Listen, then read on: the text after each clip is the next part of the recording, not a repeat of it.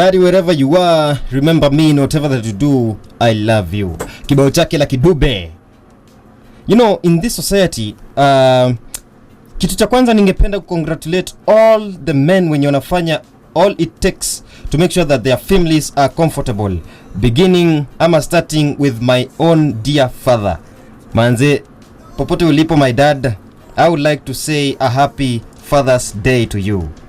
You are an example of a good father in the society. Ningependa kusema kwamba you are a good father and happy Father's Day to you. Na kwa wote ambao wanatelekeza majukumu yao kama wazazi ama kama baba za watoto, ningependa muweze kureform manze.